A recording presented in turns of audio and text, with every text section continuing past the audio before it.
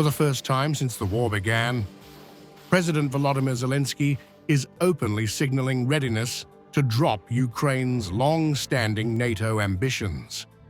The shift comes amid intense pressure from Washington to move toward a negotiated settlement with Russia. But behind the scenes, Zelensky's renewed talk of elections is exposing unease among his Western allies, who are increasingly reluctant to fully back a vote that could destabilize Ukraine at a critical moment. From the very beginning, Ukraine's desire was to join NATO. These are real security guarantees. Some partners from the US and Europe did not support this direction. The talks in Berlin stretched more than 5 hours, with US envoys pushing for compromises that Kyiv had long resisted. Zelensky's offer to abandon NATO membership is being framed by allies not as strength, but as a sign of shrinking leverage. Western officials fear elections held under wartime conditions could fracture political unity and weaken Ukraine's negotiating position. Representatives held in-depth discussions regarding the 20-point plan for peace, economic agendas, and more. A lot of progress was made, and they will meet again tomorrow morning.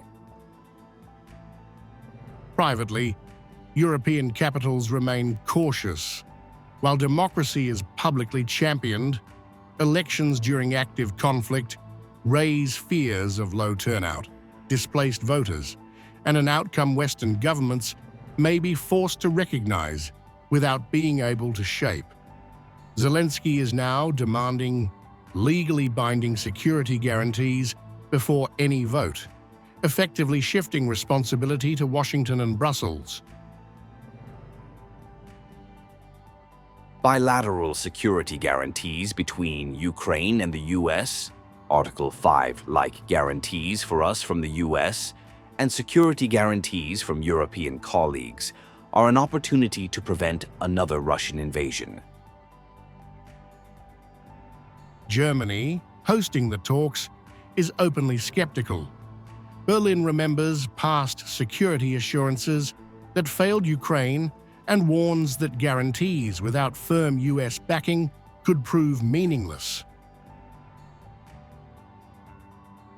It remains to be seen to what extent this statement Zelensky has now made will actually hold true. Mere security guarantees, especially without significant US involvement, wouldn't be worth much.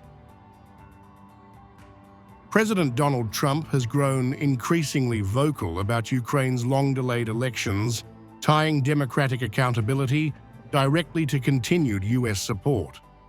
For Zelensky's allies, backing elections now risks inheriting the fallout if the process collapses or undermines peace talks. I think he has to be realistic, and I do wonder about, how long is it going to be till they have an election? It's a democracy. It's a long time. As negotiations resume, Europe finds itself torn between principle and pragmatism. Leaders warn that the era of unquestioned US security guarantees is fading, while Russia's demands remain firm. The decades of the Pax Americana are largely over for us in Europe and for us in Germany as well. It no longer exists as we knew it, and nostalgia doesn't help either. And I would be one of the last people who would not like to indulge in this nostalgia. But it's no use, that's the way it is.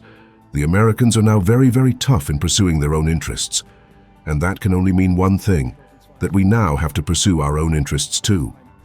In this climate, Zelensky's allies are hedging their bets, supporting democracy in words, but withholding full backing for elections that could reshape the war, the talks, and Ukraine's future.